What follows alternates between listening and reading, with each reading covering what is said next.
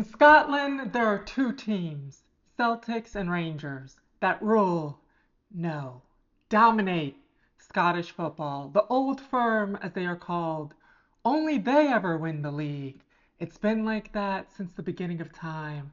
When humans first kicked a soccer ball, kicked an object. Well, technically it's been like that since 1890, when the Scottish League began. But in the early 80s, something crazy happened. Other teams started breaking through and challenging the status quo. Aberdeen and Dundee actually won titles. And in 1986, another team was going to continue ending the Old Firm's grasp on the Scottish League. But then, in the most dramatic way, disaster struck. And since then, no team outside of the Old Firm has won the Scottish League. No team has even challenged Rangers and Celtics until now. This is that story. But first, before we get into that, a friendly reminder from our local homeless person. This video was made because of a suggestion by one of you in the comments section. And considering how desperate I am for likes, comments, subscribers, I felt obligated by gunpoint to make this video, or I would be living on the streets of Edinburgh. But I've never been to Scotland, let alone Edinburgh. Yet. Now, back to the story. Celtics and Rangers, the Old Firm, are by far the biggest teams in Scotland. They each individually have 55 titles, for a combined 110 out of 128 Scottish League titles, for an impressive 85.9% of all titles in a span of over 100 years since 1890. No league in Europe comes close to that kind of dominance by two teams. This can't be the biggest duopoly in Europe, right? There has to be somebody else out there who has an equal amount of titles. What about in Spain? Real Madrid, Barcelona, they constantly dominate La Liga. They must have been more successful than Celtics and Rangers in their league, right? Well, let's look at the statistics. Barcelona and Real Madrid have 64 titles out of 95 seasons, for an impressive 67.4%. However, that does not come close to the 85.9% that Rangers and Celtic have with their duopoly. In Italy, we have three teams that have for the most part dominated the Serie A. Juventus, AC Milan, Inter Milan. Let's look at how much titles they have won. Those three have only won 61.5% of all Italian titles. Three teams don't even have the same dominance in Italy as Celtics and Rangers have in Scotland.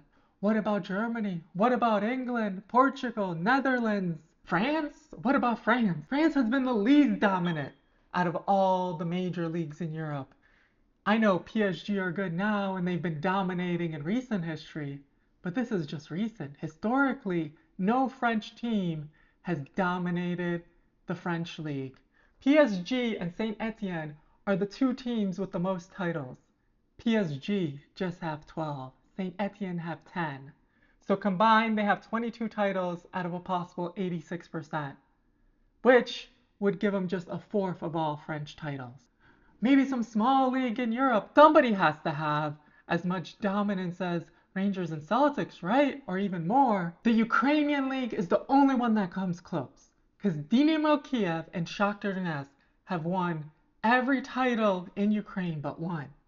But they've only been around since the 90s, before Ukraine was part of the Soviet Union, so it's a lot shorter span than how long Celtics and Rangers have been dominating. Now let's look across the world. Is there anybody, anywhere who comes as close as Rangers and Celtics to dominating their national league? There is only one league, the Egyptian League. In the Egyptian League, Al Ahly and Zamalek have won 88% of all the titles, just slightly more than Rangers and Celtics. Most of those have been won by Al Ahly, which has dominated the Egyptian League. But the way that Rangers and Celtics have dominated the Scottish League is unique. It is impressive. Teams typically do not dominate their leagues for as long and as dominant as these two teams have been, especially when you consider that the Scottish League is one of the oldest in the world, a league that has been going on for over 100 years. These two teams have been dominating since the very beginning of its starting. You look at the opposite of this spectrum, where you have leagues like Brazil, where instead of there being a top 2, there's a top 12. And even with that top 12, it is sometimes debated whether there should be other teams that should be added to it. Why does the old firm dominate so much? What makes this even more fascinating is that both of these teams, Celtics and Rangers, come from the same city, Glasgow. And it's not like Scotland doesn't have another major city. Edinburgh, the capital of Scotland, is about the same size as Glasgow. Edinburgh has 550,000 people. Glasgow has 620,000 people. Almost identical in size. So while Rangers and Celtics attract many fans and are able to compete on the European stage, why don't the two teams from Edinburgh, the two main teams from Edinburgh, Hearts and Hibernian, why are they not able to compete on the same level? Why aren't they able to attract so many fans? Well, first, let's take a look at history, when this all began, when the Scottish League first began. Now, 100 years ago, around the time that the Scottish League began, Glasgow and Edinburgh were not at the same size at that point. Glasgow 100 years ago was the second biggest city in all of the United Kingdom, not just Scotland, the whole entire United Kingdom. It peaked at a population of 1.1 million people in the year 1930. But since then, while a lot of other cities across the world started to increase in population, Glasgow started to decline. And a big reason for that decline was the fact that Glasgow was a very industrial city. So Glasgow used to be a lot bigger, not just in Scotland, but in all of the UK than it currently is. However, because it was so massive early on, it gave Celtics and Rangers the foundation to be able to develop into the teams that they are right now. They were able to build that foundation during the peak of Glasgow, when Glasgow was such a major city, and they've been able to maintain it since then. Now, Edinburgh had a different trajectory. Edinburgh was a lot smaller 100 years ago. However, the population in Edinburgh increased because Edinburgh, it was more of a city that was focused on finance and education. So while those industries started to bloom, Edinburgh started to catch up to Glasgow population-wise, but they still haven't caught up to them in regards to football. Because when it comes to football, despite its decline in population, despite its economic decline, Glasgow still dominates with Rangers and Celtic. But besides the historical population of these two cities, there's something greater that allows Rangers and Celtics to be bigger than Hearts and Hibernian, that make Rangers and Celtics even bigger than Scotland itself. Rangers and Celtics are more than local teams. They're more than football clubs. They represent cultural identities. They represent something that is bigger than Glasgow itself. Something that is bigger than Scotland itself. Ideas that extend through Scotland, the United Kingdom, Ireland, the English-speaking world, Australia, Europe. The rivalry between these two is rooted in history and how they were both founded.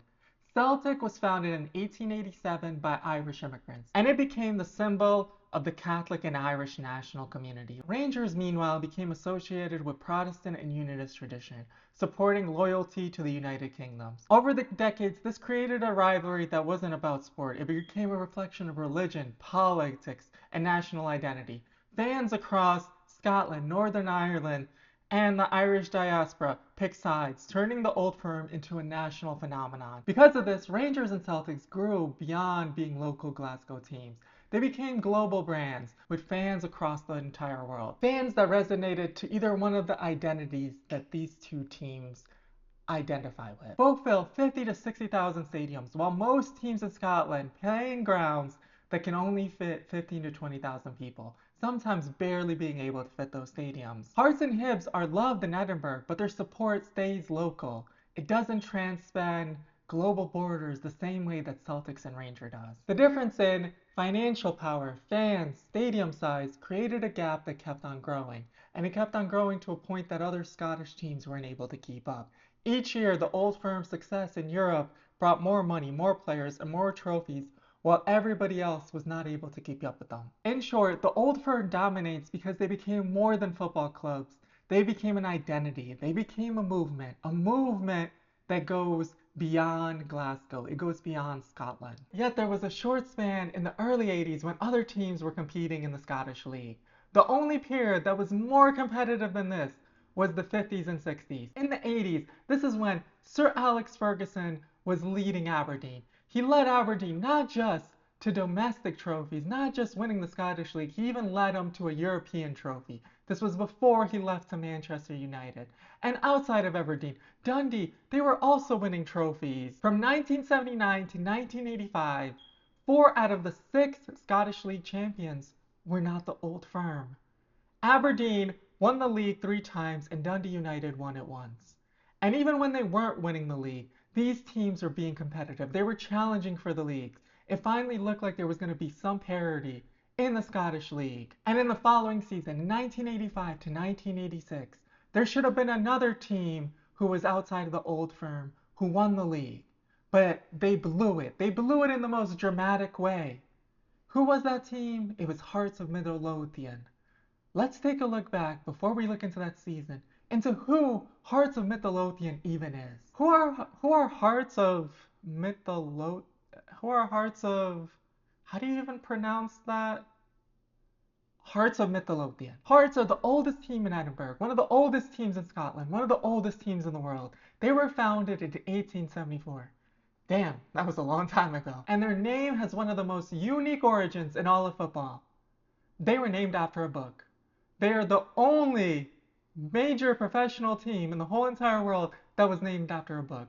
The book is called, obviously, Hearts of Midlothian. It's a novel that was written in 1818 by Sir Walter Scott. And a lot of it was based largely in Edinburgh, so it very much related to the city. The name also ties into a historic landmark, the Heart of Midlothian mosaic on the Royal Mile, marking the site of the old Tulbooth prison. The club's badge was inspired by that landmark and that mosaic, making Hearts a rare team whose identity comes from a book as well as a historic landmark. Outside of the Old Firm, Hearts are one of the most successful teams in Scotland. They've won the league 4 times and have finished the league second 14 times. Their golden era was in the 50s and the 60s. The other time when there was more parity in the Scottish League. When they won the league 2 times then and finished in the top 4 11 seasons in a row, from 1954 to 1962, they were led by the legendary manager Tommy Walker and the famous forward line of Jimmy Wardour, Willie Bald, Alfie Conn Sr., nicknamed the Terrible Trio. In one season, Hearts finished with a goal differential of over 100 goals. They are the only Scottish team that has accomplished that. But by the 1970s and early 80s, things had started to go really bad.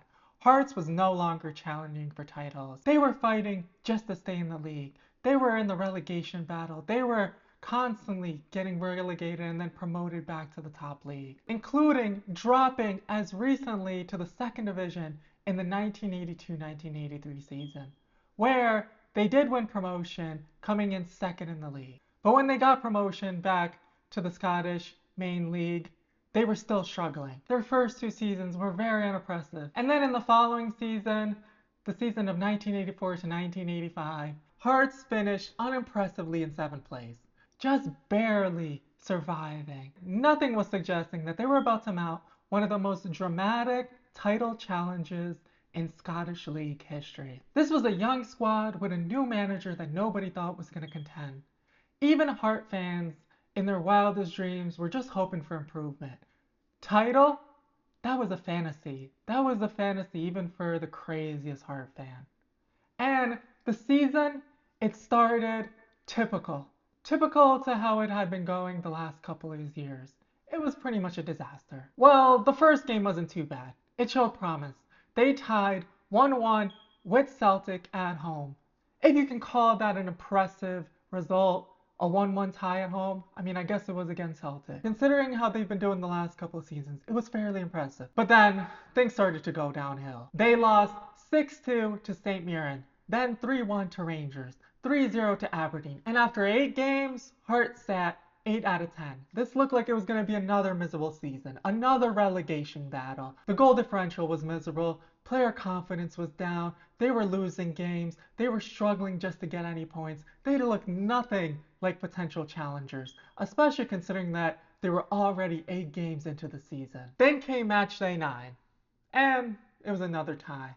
Another 1-1 draw, this time against Dundee. Nothing too impressive, but it was a better result than the first 8 that they had at the beginning of the season. The season, once again, looked like it was finished before it ever began. Another disappointing season, another unimpressive season for Hearts.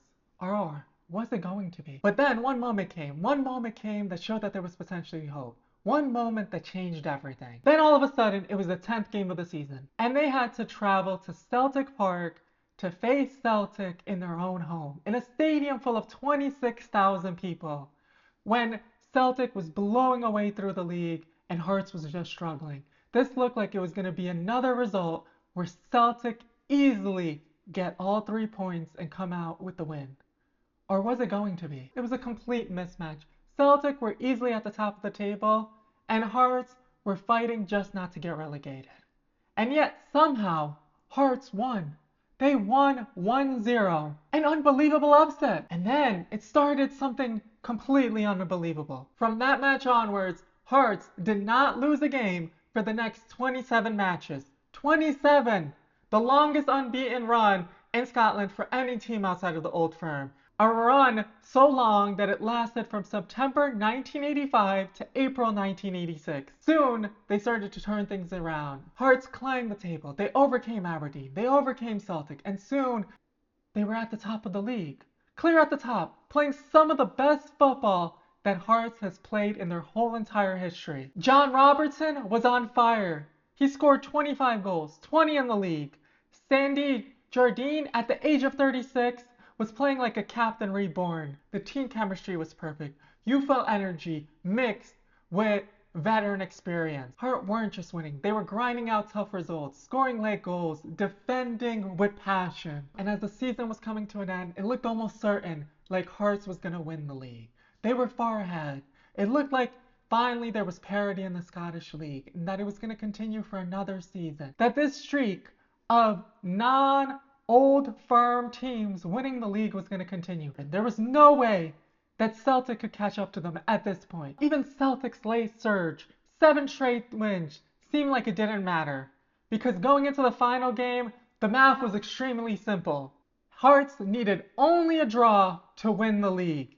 Even if they lost, Celtic needed to overcome the massive goal differential that they had. It would take a massive miracle, or massive disaster, for Hearts not to win the league on the last day. Then came the final match day, and for the first 85 minutes, everything was looking like it was going to plan for Hearts. The score was tied. They were minutes away from securing the title.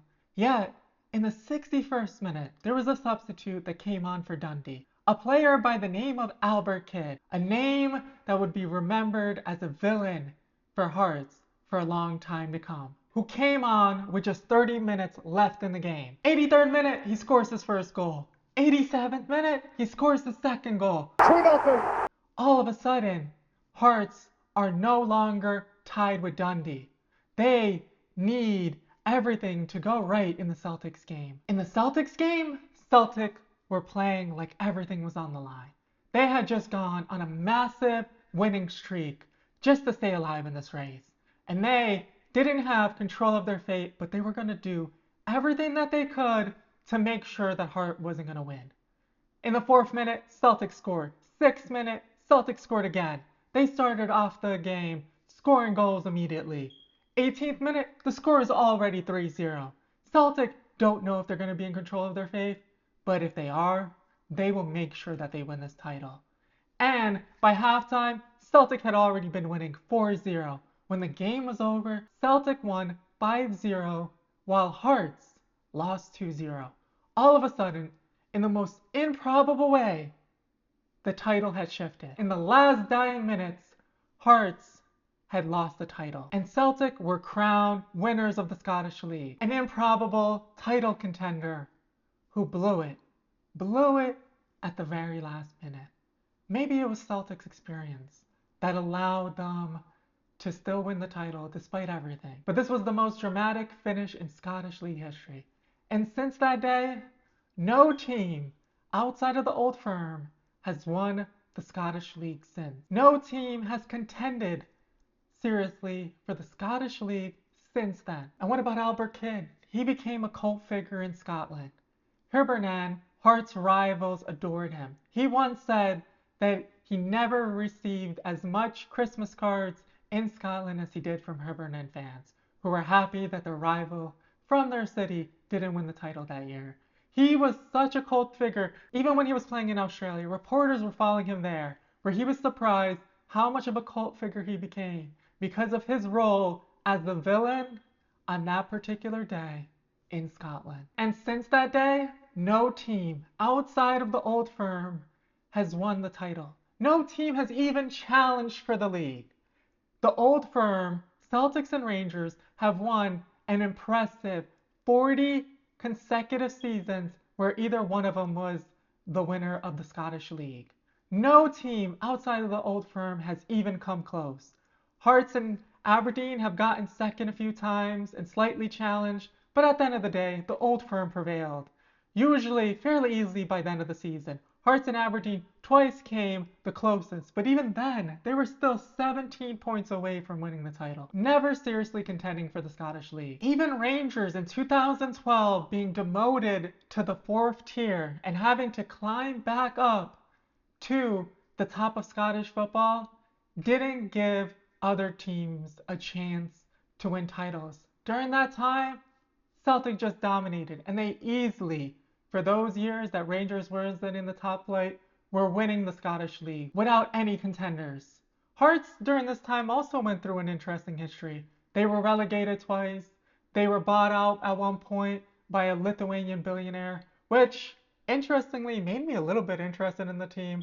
When I used to play FIFA, they had some very interesting Lithuanian players, and I would play with Hearts occasionally during my career modes. Off topic. However, it did make making the story a little bit fun, because while I'm not a Hearts fan, I do like them a little bit, probably because of my FIFA career mode history.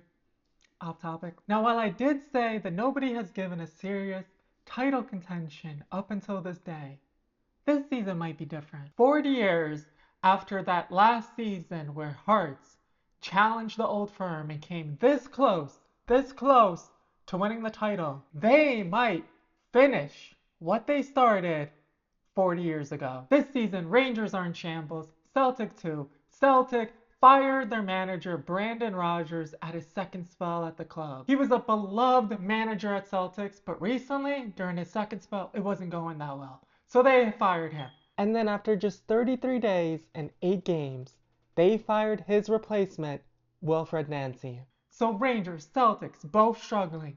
And what about Hearts? Hearts are having a reunification. It all started in the offseason when Tony Bloom bought a minority 29% stake in the club. He implemented the same analytical software that he was using in his other teams that he owns, such as Brighton and Belgian champion Union Saint-Gilloise. They also hired a new manager, Derek McInnes, at the beginning of the season. With the analytical software that they started to use, they identified new talent to bring into the team.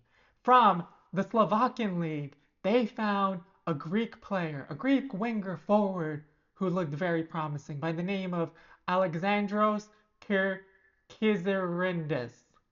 He's had a massive impact on the team. In the lower Norwegian leagues, they found a Portuguese player by the name of Claudio Braga, who had been playing in lower Norwegian leagues for the last couple of seasons, playing in the second league this last season. And how is he doing for Hearts of Middleton? He has 9 goals in 18 games, 6 of those goals being in the league. Outside of the new signings, the new manager, the new owner, they're still being led by some players who have been there for a while, including Lawrence Shockland, who at this point should be a Hearts legend. After having a little bit of a slow season last year, he went back to scoring plenty of goals for them. Now the race is starting to get close, and Celtic have started to catch up to Hearts. By the end of this video, by the time I post this video, they might be leading the league already. But we shall see. Will this be another season where Rangers or Celtics easily win the Scottish League? Or 40 years later, will this be a repeat of that 1985-1986 season where Hearts miraculously was leading the league and at the last second they blew it? Or will they finish what they were not able to in 1986? I guess we'll find out.